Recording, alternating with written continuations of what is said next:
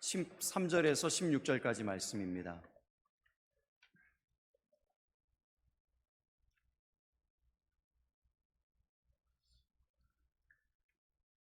마태복음 5장 13절 말씀부터 16절까지 말씀 다 같이 한 목소리로 합독하시겠습니다. 너희는 세상의 소금이니 소금이 만일 그 맛을 잃으면 무엇으로 짜게 하리요? 후에는 아무 쓸데없어 다만 밖에 버려져 사람에게 밟힐 뿐이니라. 너희는 세상의 빛이라. 산 위에 있는 동네가 숨겨지지 못할 것이요 사람이 등불을 켜서 말 아래에 두지 아니하고 등경 위에 두나니 이러므로 집안 모든 사람에게 비치느니라. 이같이 너희 빛이 사람 앞에 비치게 하여 그들로 너희 착한 행실을 보고 하늘에 계신 너희 아버지께 영광을 돌리게 하라. 아멘. 자리에 앉으시기 바랍니다. 주위에 계신 분들과 다시 한번 인사하겠습니다. 하나님의 환대를 경험하는 하루 되세요.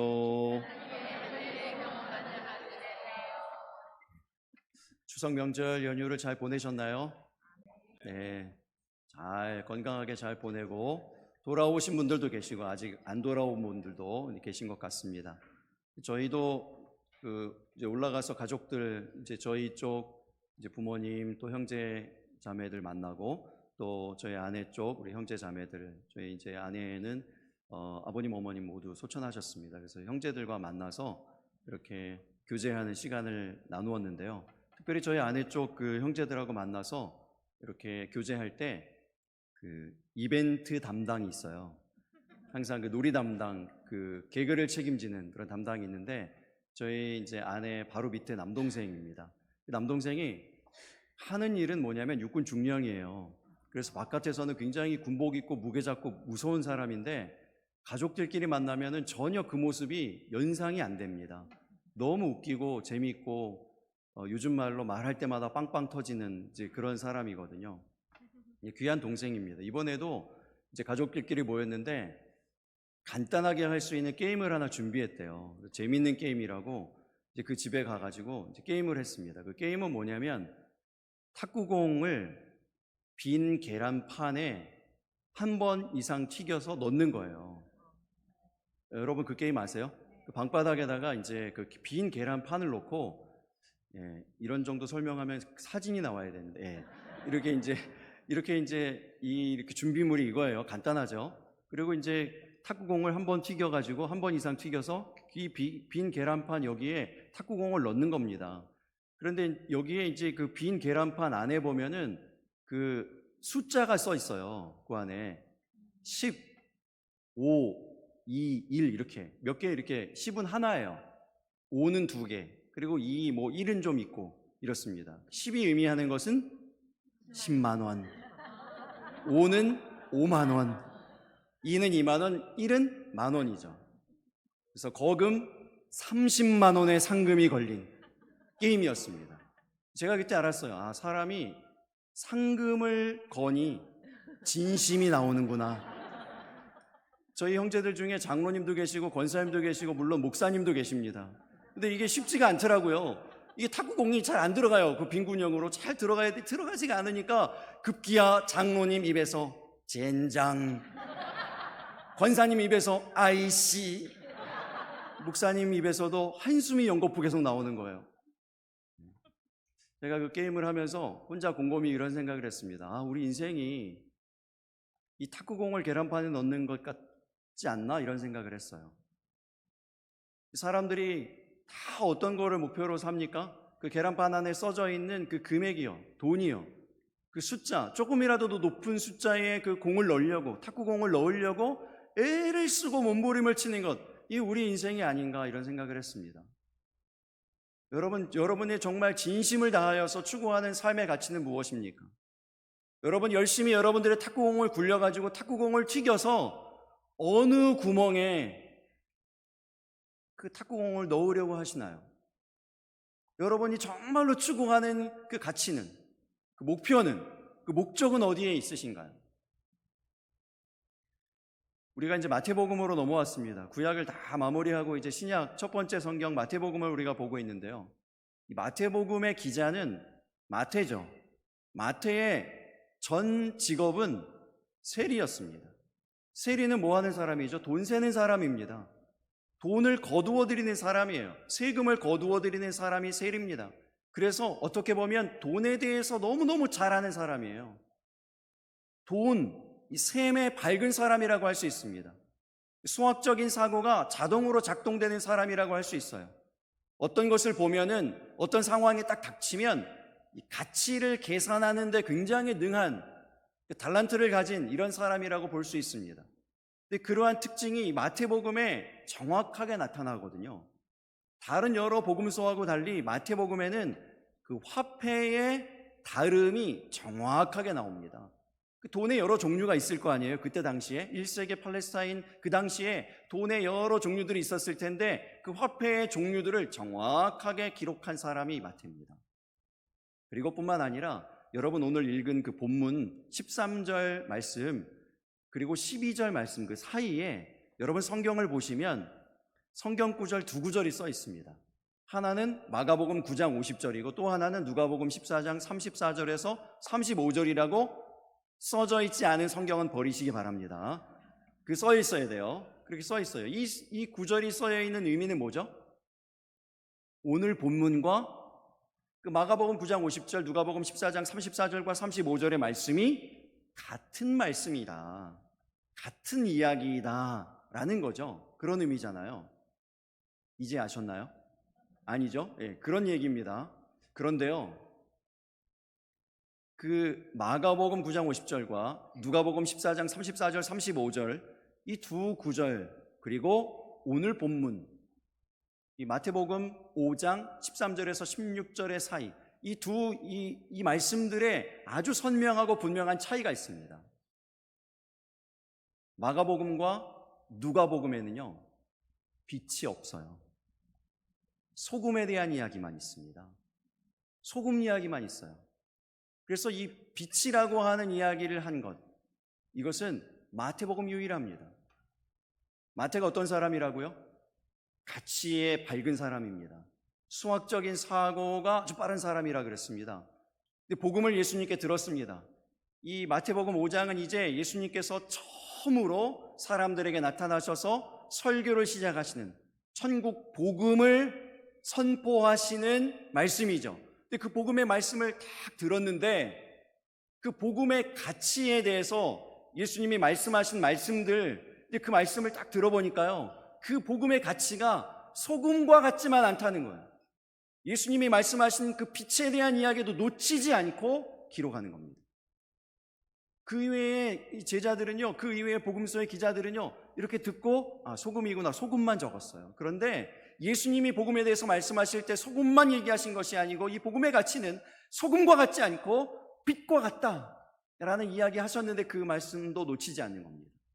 그래서 정확하게 캐치했어요. 이 복음의 가치는 소금처럼 헤아릴 수 있고 계산할 수 있는 것만이 아니라 빛처럼 헤아릴 수 없고 계산할 수 없는 데에도 있구나, 이런 생각을 하게 된 것입니다. 여러분, 복음의 가치는요 이렇게 설명할 수 있는 것도 있지만 설명할 수 없는 영역도 있습니다. 하나님에 대해서 우리가 말할 수 있는 부분이 분명히 있죠. 설명할 수 있는 부분이 분명히 있어요. 그러나 설명할 수 없는, 말할 수 없는 신비의 영역이 분명히 있습니다. 그래서 나는 하나님에 대해서 다 압니다 라고 하는 이야기를 하는 분, 그러한 태도를 가지고 있는 분은 엄밀히 얘기하면 하나님을 잘 모르는 분이에요. 우리가 하나님에 대해서 다 알 수 없지만, 복음에 대해서 다 알 수 없지만 오늘 본문을 통해서 분명히 알 수 있는 한 가지는 있습니다. 그것이 무엇인가 하면요, 복음에는 힘이 있다는 것입니다. 믿으십니까? 복음에는 힘이 있어요. 힘이 있어요. 여러분, 이 세상에 어떤 것에 힘이 있습니까? 사람들은 주로 두 가지의 힘이 있다고 믿고 살아요. 이 사람들이 그러하다는 걸 성경이 그렇게 기록했어요. 디모데후서 3장의 말씀에 보면은 사람들이 말세의 마지막 때에, 지금 이때죠. 지금 이때에 사랑하는 것 두 가지가 처음에 나옵니다. 말세에 일어나는 현상, 이제 이야기를 쭉 하는데 처음에 첫 부분에 사랑하는 것 두 가지가 나와요. 뭘 사랑하고 뭘 사랑할까요? 자기를 사랑하고 돈을 사랑합니다. 여러분 곰곰이 이 말씀을 묵상해 보면은 왜 자기를 사랑하고 돈을 사랑할까요? 힘이 있다고 믿기 때문에 그래요. 자기 자신에게 힘이 있다고 믿으니까 자기 자신을 사랑하는 거예요. 돈에게 힘이 있다고 생각하니까 돈을 사랑하는 것이죠. 그런데 여러분 이 말씀이 어떻게 시작되는가 보면요, 디모데후서 3장 1절의 말씀이 이렇게 되어 있습니다. 너는 이것을 알라. 말세에 고통하는 때가 이르러 사람들이 자기를 사랑하며 돈을 사랑하며 이렇게 나오거든요. 그러니까 보세요. 자기를 열심히, 힘이 있다고 여기는 자기를 열심히 사랑했습니다. 힘이 있다고 여기는 돈을 열심히 사랑했습니다. 그 결과가 뭐예요? 고통입니다. 여전히 고통이 있어요. 고통이 있어요. 아무리 사랑해도, 아무리 의지해도, 아무리 그 힘 있는 것 내가 붙잡으려고 해도 무엇이 있다고요? 고통이 있어요. 고통이 있어요. 저는 이 시간 예배하는 우리 모두 고통 없게 되기를 예수님 이름으로 축복합니다. 그리고 하나님이 우리에게 무엇보다도 원하시는 거예요. 이 고통스러운 세상 가운데에서 고통하지 않고 평안을 누리며 살아가기를 원하시는 줄 믿으시기 바랍니다.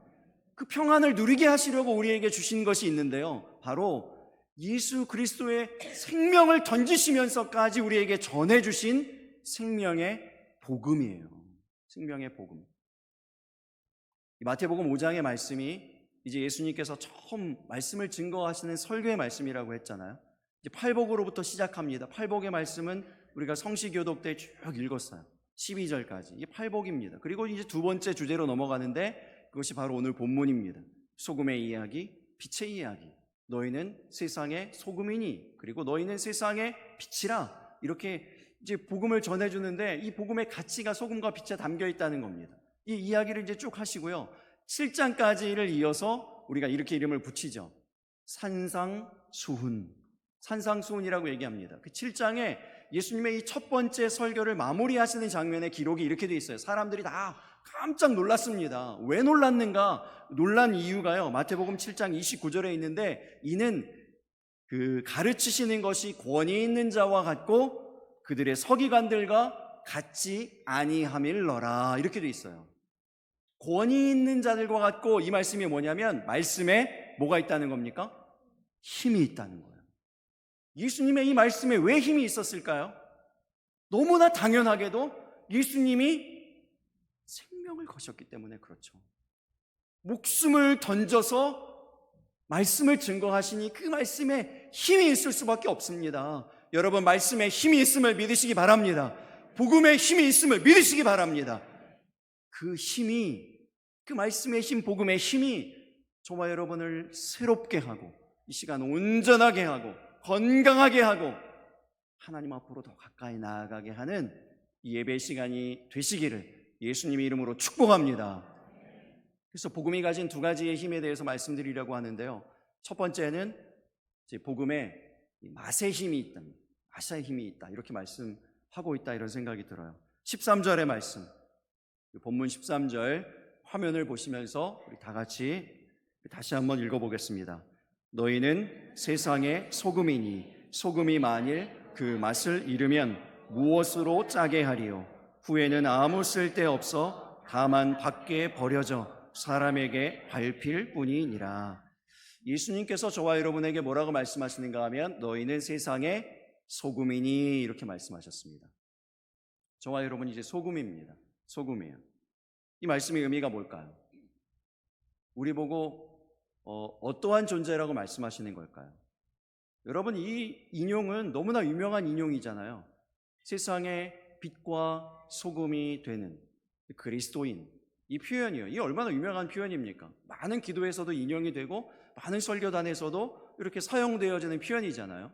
빛과 소금이 된다는 것은 무엇이 된다는 걸까요? 구체적으로 어떻게 사는 것이 빛과 소금 된 삶을 사는 걸까요? 먼저 이 소금에 대해서 좀 생각을 해보면 1세기 팔레스타인에서 이 소금은요, 곧 돈이었습니다. 로마 제국에서 군인들의 급여가 소금으로 지급되었다는 기록이 있어요. 소금세가 있고요. 그래서 급여를 소금으로 주었다라는 말로부터 유래되어서 지금 만들어진 영어 단어가 셀러리예요. 셀러리가 그런 뜻입니다. 소금이 그때는 돈이었습니다. 금과 같았어요. 그래서 역사가 요세푸스라는 사람이 이렇게 기록했습니다. 소금의 가치가 금과 같았다. 소금은 그때 당시의 소금은 돈이었습니다. 금이었습니다. 그래서 소금이 많으면 너무나 당연하게도 부자고요. 소금이 적으면 급여 소득이 적은 사람이었습니다. 그래서 우리가 말하는 대로 잘 사는가 그렇지 않은가의 기준이 무엇이 되었을까요? 소금입니다. 그래서 우리가 이렇게 바꿔볼 수 있어요. 너희는 세상의 소금이니 이렇게 말씀하신 것을 그때 시대의 당시에 그 역사적인 배경으로 이렇게 비추어서 바꾸어서 보면은요, 너희는 세상의 기준이니 이렇게도 바꾸어 말씀할 수 있습니다. 얘기할 수 있습니다. 너희는 세상의 기준이니 이렇게 말씀하시는 거예요. 우리는 이 기준이요, 요즘 이 시대의 기준이 알고리즘에 따라서 극단으로 치우치는 시대에 살고 있지 않나 이런 생각이 들어요. 알고리즘이 뭔지 아시죠? 우리 장로님이 핸드폰을 열어서 보는 그 정보와 뉴스와 그 옆에 같은 집에 사시는 권사님이 핸드폰을 열었을 때 나오는 정보 뉴스가 달라요. 왜 다르죠?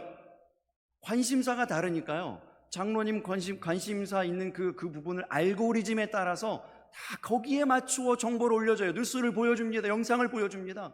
그리고 권사님은 또 권사님의 그 관심사에 맞추어서 주로 검색하는 거에 맞추어서 화면이 막 올라오고 영상이 올라오고 뉴스가 올라와요. 서로 달라요. 서로 달라요.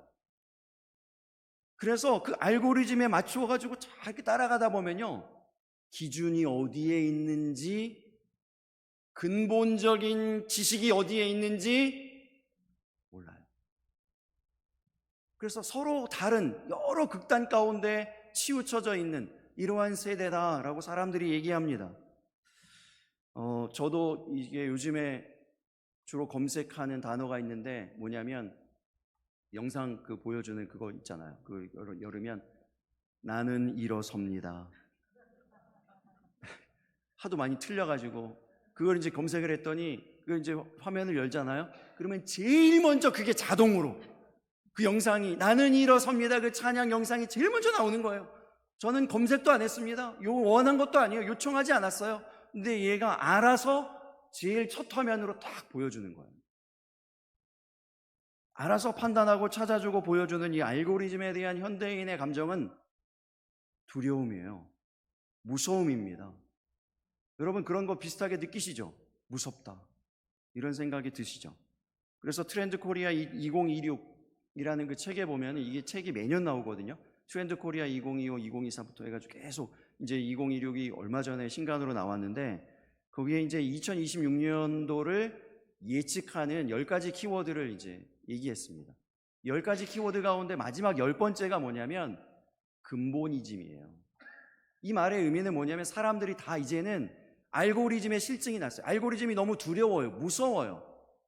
너무 이게 치우쳐가고 있다는 걸 본인들이 다 아는 거죠. 그래서 근본으로 돌아오고 싶은 거예요. 정말 정확한 지식은 무엇일까? 근본이 되는, 근간이 되는 지식은 무엇일까? 이렇게 생각하고 돌아온다는 거예요. 이런 사인들이 보인다는 겁니다. 그래서 2026년도의 키워드 중에 하나가 바로 근본이즘이에요. 근본이즘. 저는 그 이야기를 보면서 이 교회는 기회구나 이런 생각이 들었어요.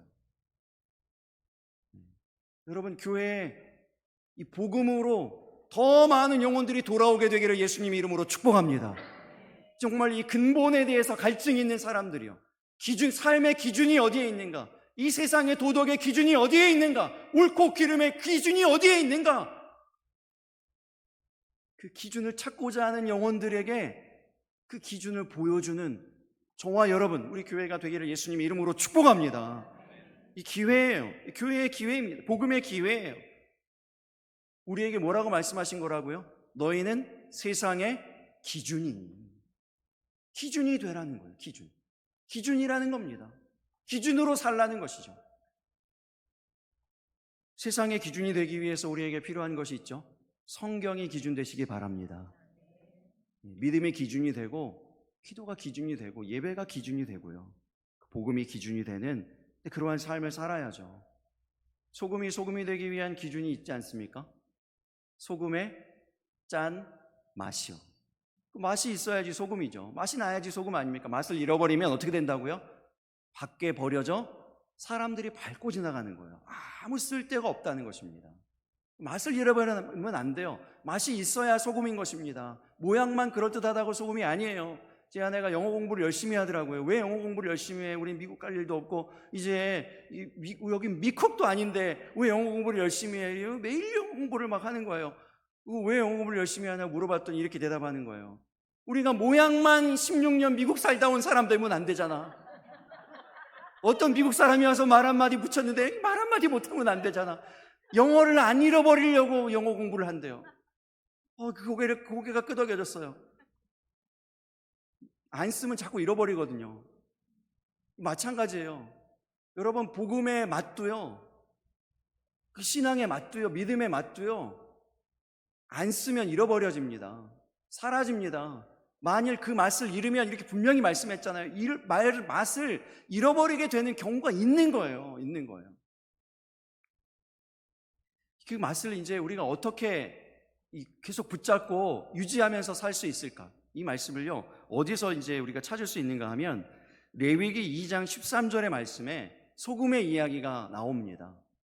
이 소금이 사용되어진 곳이에요. 제사입니다. 제사 때 소금이 쓰였어요. 우리 말씀 한번 읽어볼까요? 레위기 2장 13절입니다. 내 모든 소제물에 소금을 치라.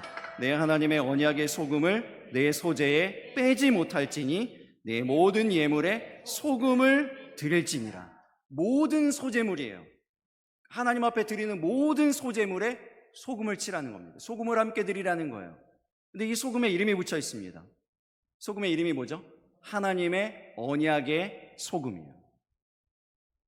언약의 소금이라는 겁니다. 소금이 상징하는 바가 바로 언약이라는 거예요. 그러니까 우리가 예배할 때 어떻게 하면서 하나님 앞에 예배를 드려야 되는가에 대한 이야기인데요, 하나님 앞에 뭘 하면서 예배를 드리는 걸까요?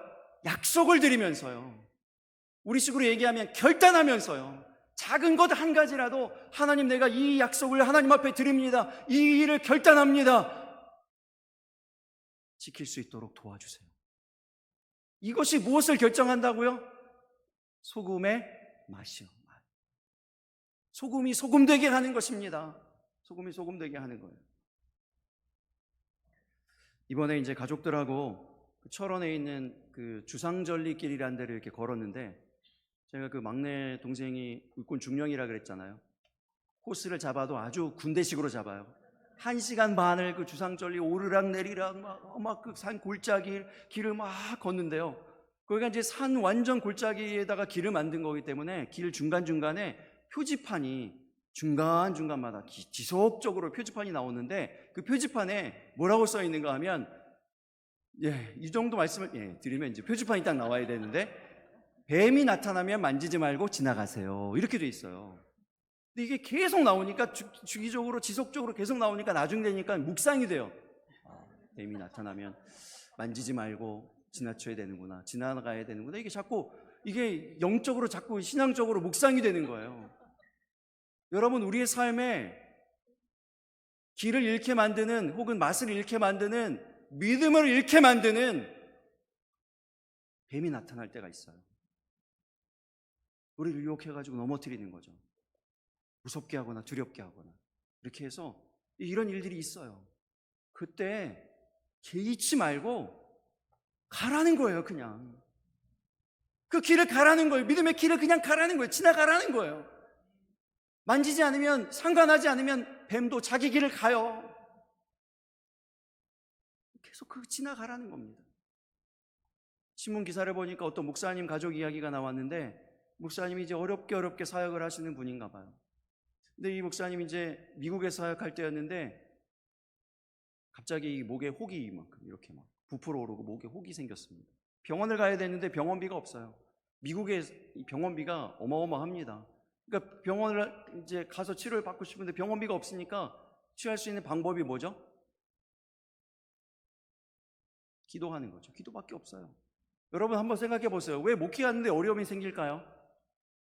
온 가족이 다 주의 일을 위해서 헌신하고 희생하는데 왜 이런 어려움이 생깁니까? 왜 뱀같이 나타나가지고 길을 막게 하고 길을 잃게 하고 왜 이런 일이 생기죠?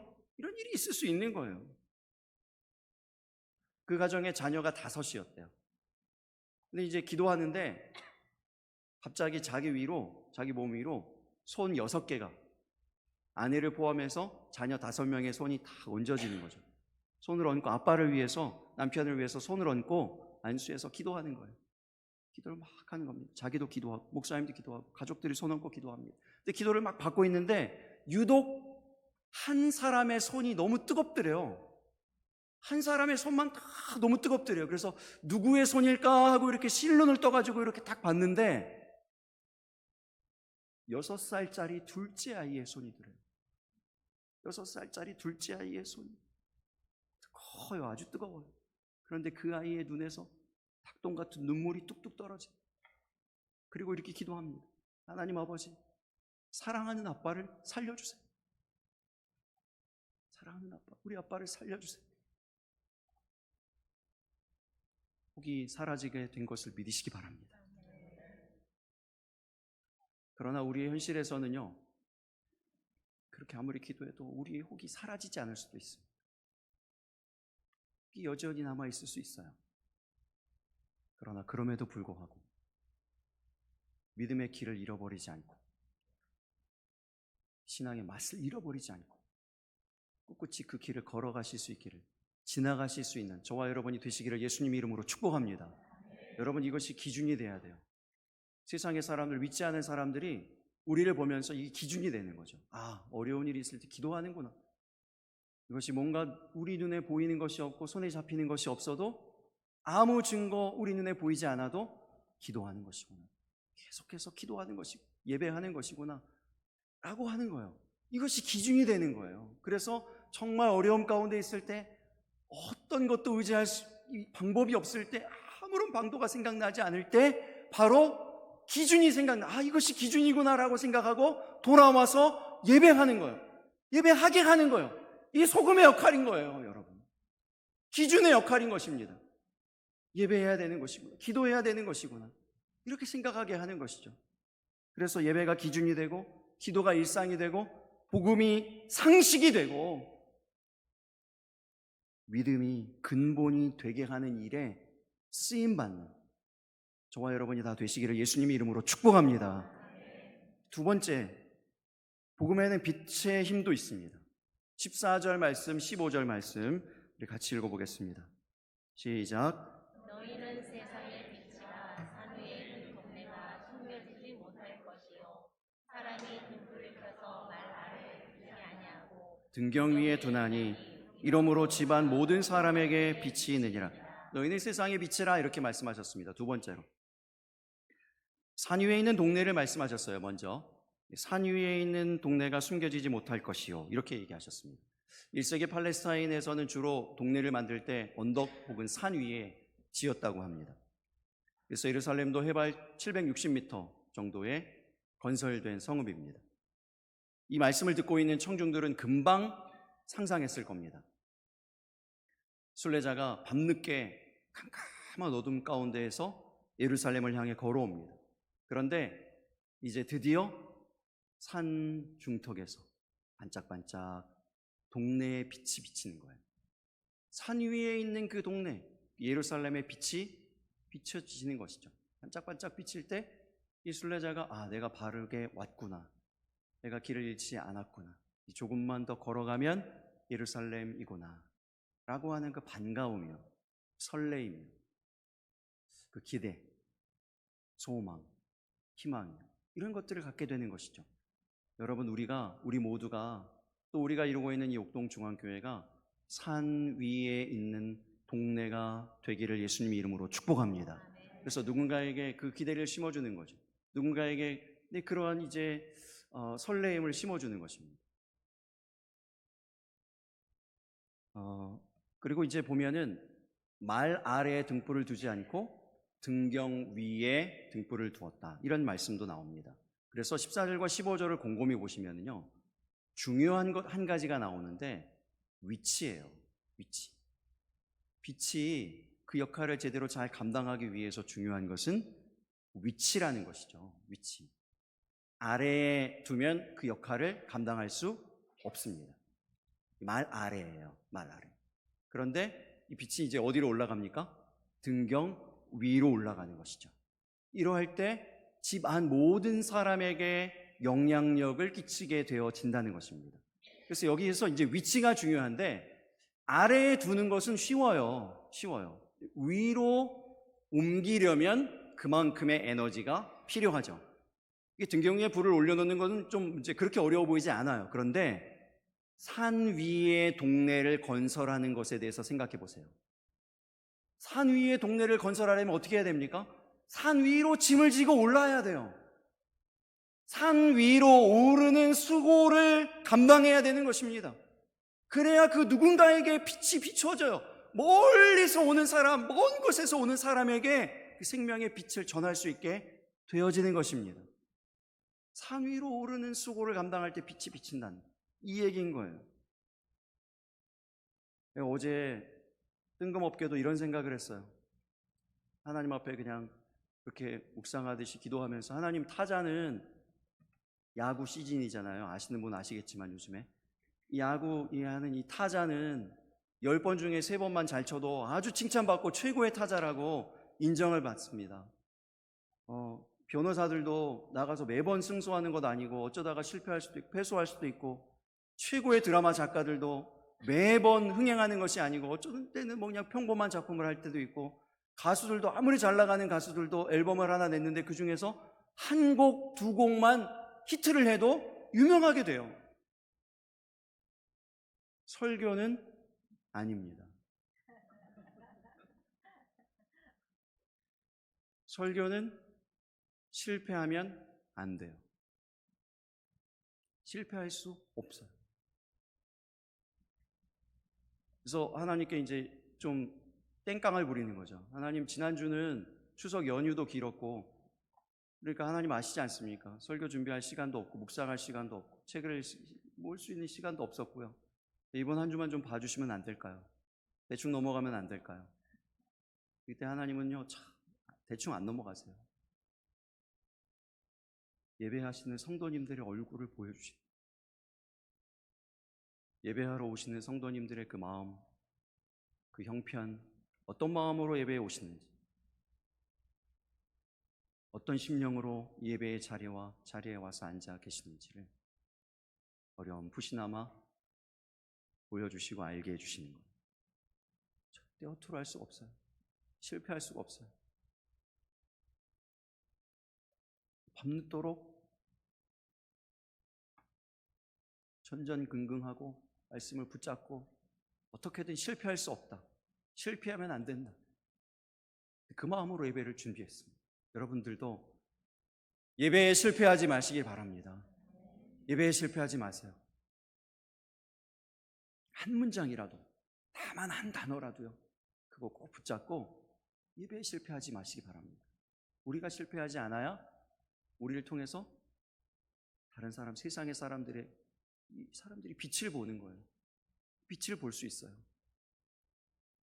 여러분, 하나님께서 저에게처럼 그렇게 뭐 도전해 주시고 보여주시고 알게 해주시고 또 예배 중에 이렇게 감동해 주시고 뭔가를 생각나게 해주시고 이렇게 하시는 이유가 다 뭘까요? 우리를 위해서이기도 하지만요, 우리가 그렇게 다듬어져서 그렇게 온전하게 위로 세워져서 빛이 될 만큼 되어져서 사람들에게 이 빛을 전하라는 거예요. 빛을 전하라는 거예요.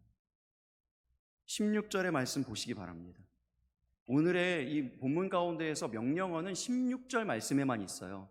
명령어가 무엇인지를 이렇게 주의하여서 우리 한번 읽어보겠습니다. 16절 말씀입니다. 같이 읽습니다.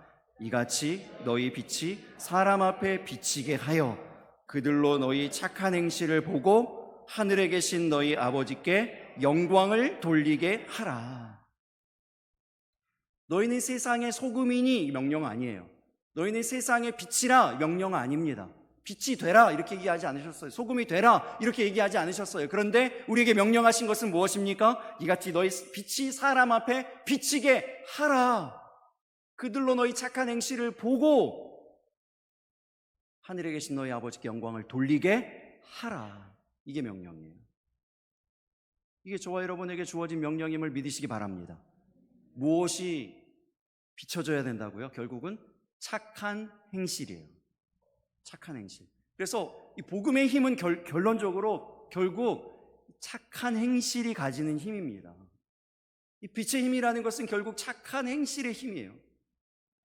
착한은 영어로 good이 아니에요. 영어권 문화를 아시는 분들은 아시겠지만 뭘 했는데 good 그러잖아요. 좋다는 말 아닙니다. 칭찬 아니에요. good이 아니에요. 착한은 beautiful입니다.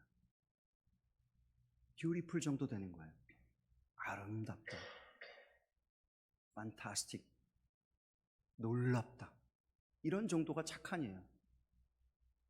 그리고 그 뒤에 나온 행실이요. 행실은 단회적인 행동을 얘기하는 게 아닙니다. 지속적인, 우리의 삶에서 지속적으로 나타나는 행위를 얘기하는 거예요. 즉 인격을 얘기하는 거죠. 그래서 다른 해석으로는 작품이라고도 얘기했어요. 작품. 그래서 어떤 아름다운 작품을 보았을 때 사람에게 빛이 비추어지는 것처럼, 마음이 환하게 되어지는 것처럼 그런 모습이 되라는 거예요. 그 모습을 비추는 것이 빛이 비춰지는 거예요.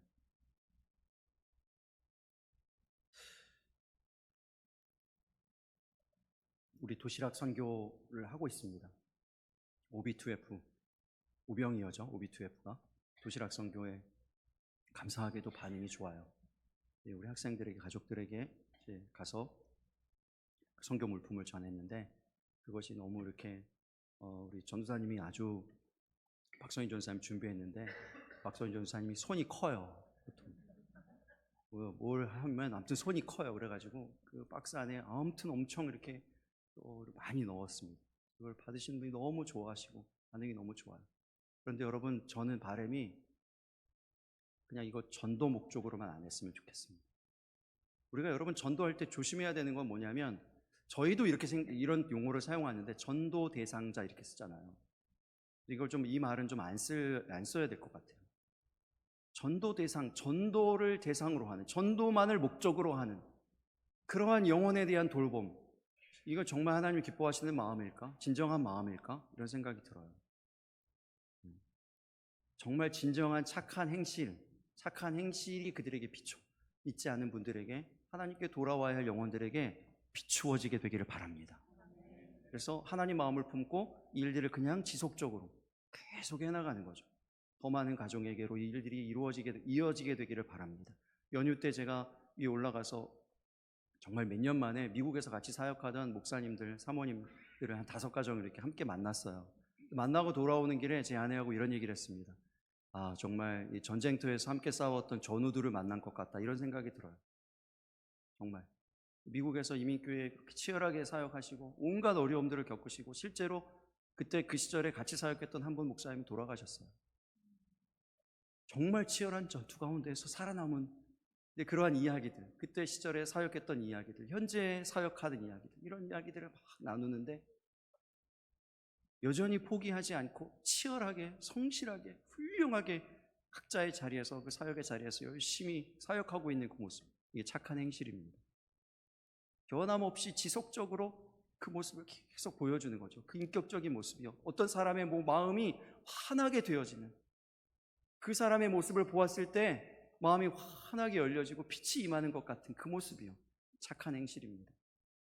이 착한 행실의 힘, 이 빛의 힘이 예배하시는 여러분 모두에게 임하시기를 예수님 이름으로 축복합니다.